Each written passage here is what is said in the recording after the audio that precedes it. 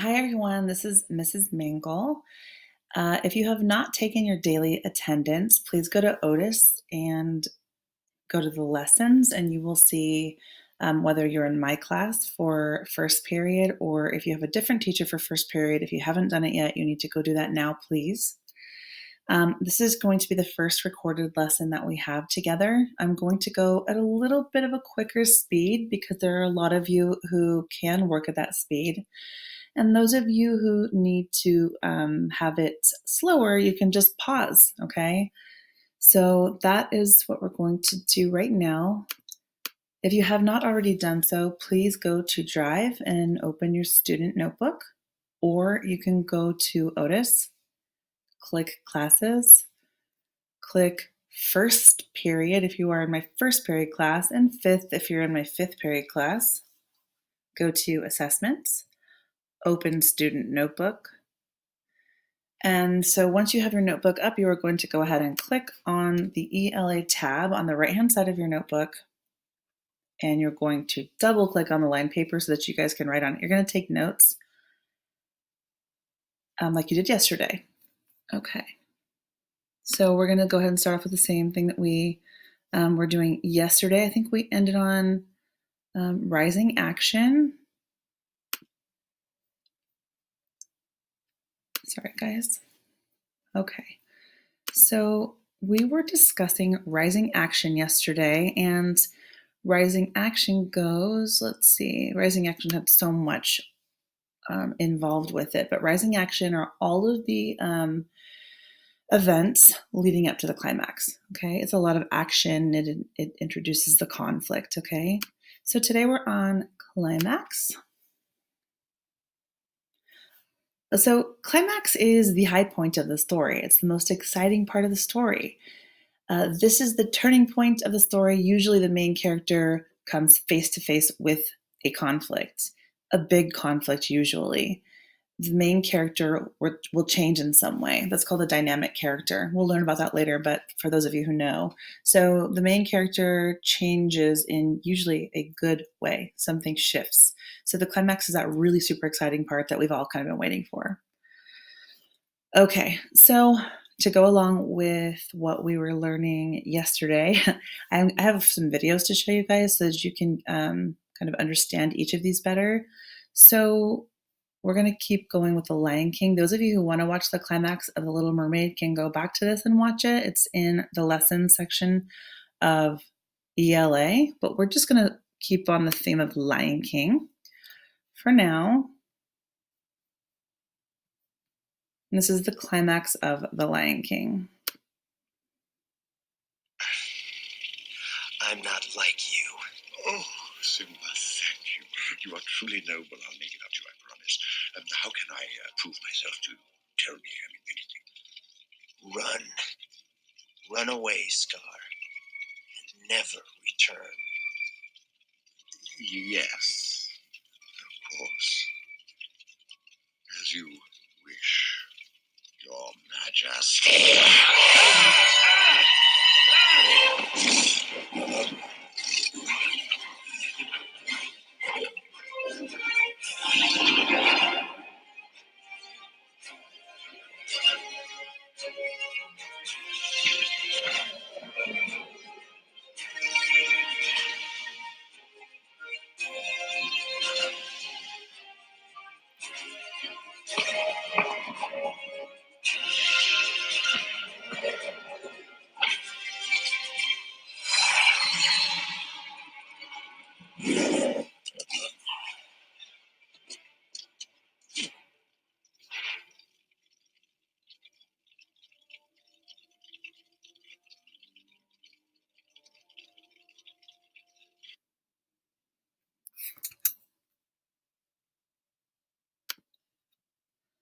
Okay, so that was the climax, the most exciting part. The whole movie kind of built up towards that.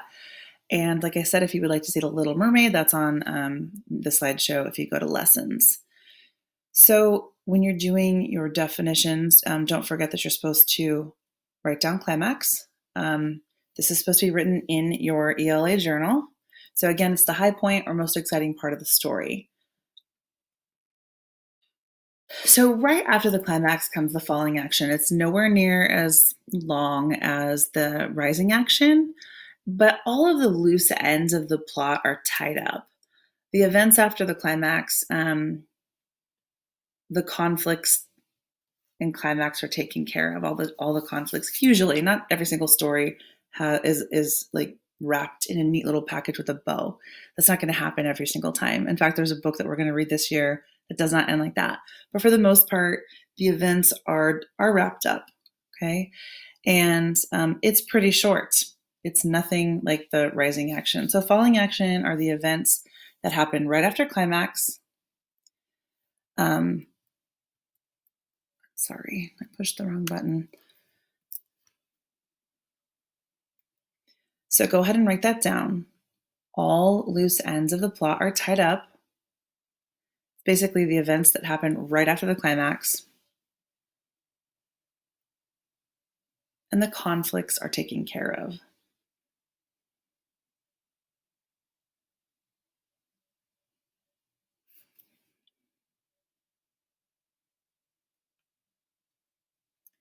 So the falling action in The Lion King is pretty short, and this happened right after the climax in this movie.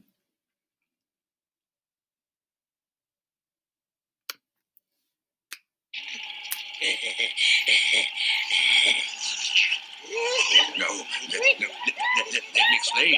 No, you don't understand. No, I didn't mean. No, no.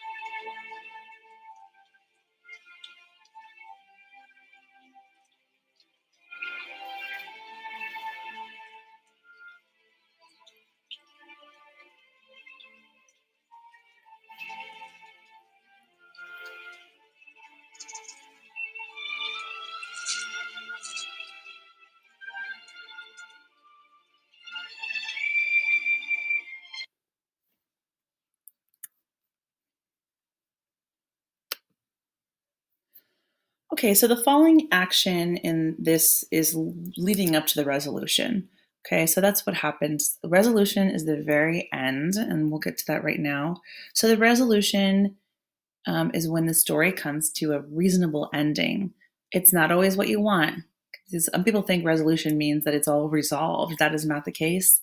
There are lots of times when something isn't resolved. It's basically the ending. It's a reasonable ending, something that's believable according to the plot. It's not always what you want. Okay, so a lot of kids argue that no resolution means that everything got resolved, but that's not the case. It's basically the ending of the story.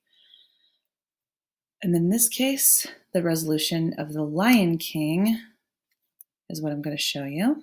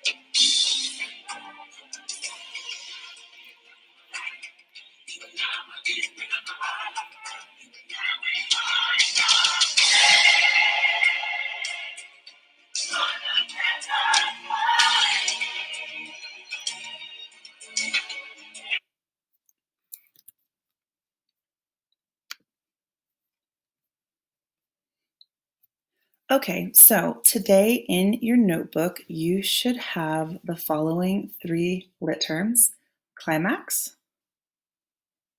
So you're going to write down the word and the definition, falling action, and resolution. Now, what you are going to do in your student notebooks is you are going to come up with, and if you haven't finished from yesterday, you're going to work on that first. And I think most of you guys left off right here with a conflict. So for each lit term, you need to write down two examples that you can come up with from your own experience of reading or a movie that you've watched or a play that you have seen. So, for example, when we talked about the three types of external conflict, one of them was character versus character. And my example was um, Harry Potter and Voldemort. So that's one example. I need to come up with another one then. Okay. Then you're going to need to come up with two examples for character versus nature and character versus society. Don't forget that the directions to that are in lessons so you know exactly how to do it. You basically need to write down the definition, and underneath the definition, you're going to write the two examples. Please let me know what book it's from or what movie it's from, and then the two characters or the character versus nature, etc. Basically, your two examples. So if you didn't finish that, go ahead and start there. If you did finish it, then you just need to do the last three. So for climax, you're going to also give two examples of like a really good climax from a book that you've read or a movie that you've watched. Don't forget to write down the book title along with what the climax was. And then falling action, two examples of that as well, along with the definition. And finally, resolution. So two examples with that as well. And you're going to work on that for the rest of the class period today on your own. I, of course, will be here if you need me, but I'm going to show you where I will be because I'm not going to put you in breakout rooms.